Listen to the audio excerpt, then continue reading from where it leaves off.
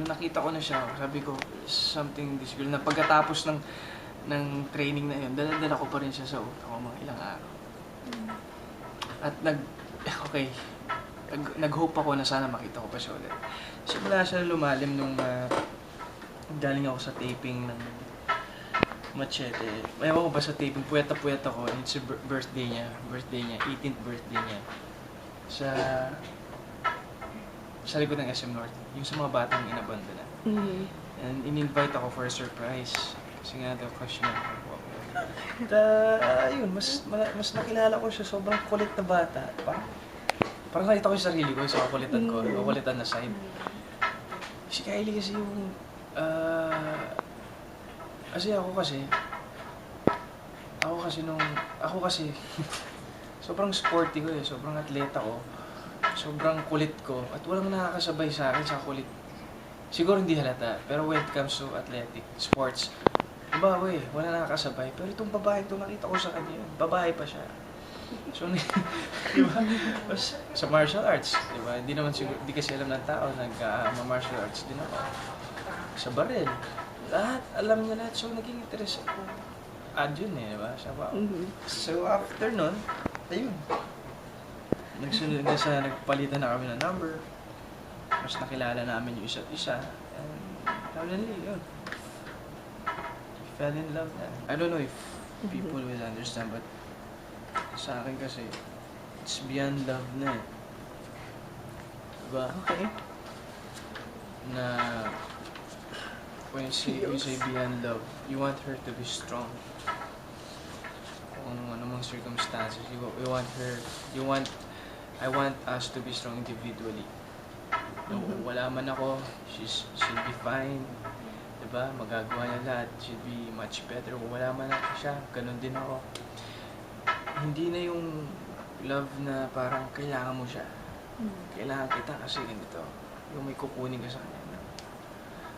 I'm thinking of the future na eh. Diba? I'm not saying na mag-split, no? Gusto ko yung parehas kami matibay, harapin namin lahat, and we could be at the best. We should be at our best all the time when it comes to work, when it comes to credibility, professionalism, when it comes to our relationship with God, dapat at our best eh. Tsaka yung nagtutulungan kami, imbis na magkuhanan kami. Alam mo naman, yung mga relationship, minsan nagkukuhanan. Kung ano yung wala sa'yo, yun yung kukunan mo sa kanya. Ayaw namin, imbis na gano'n, gusto ko magbigayan kami. That's my target na.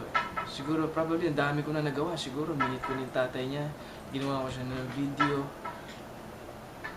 kinantahan ko siya sa harapan ng maraming tao. Yun, nagawa ko yun. But probably, this is the sweetest thing na pwede kong gawin. The sweetest thing na ginagawa niya para sa akin. Love talaga.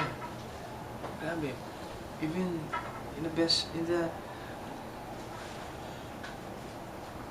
sa isang sitwasyon na pwede siyang hindi na mapahamak.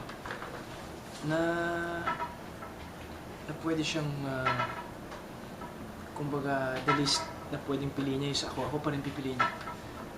Diba? Pero ako binabalansi ko yun. Ayan. So, yun lang. I felt love talaga sa kanya. Prioritize. Naramdaman ko sa kanya. And kahit busy siya, alam ko naman may marami siyang priorities. Pero she makes time eh. Hindi siya naghahanap ng time. Gumagawa siya ng time. Kaya gusto kong sabihin sa kanya, Kylie, basta dito lang ako.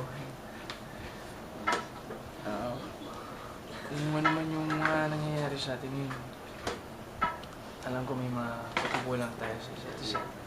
Bilang isang tao, hindi tayo buo. Normal yan sa isang relasyon. At ang dami natin pinagdaanan kasama yan. Pero masaya ako kasi ikaw yung nakasama ko. At ikaw yung kasama ko habang natututo pa ako. Dahil sa'yo, marami akong natutunan. Grabe, ang dami kong natutunan dahil sa'yo.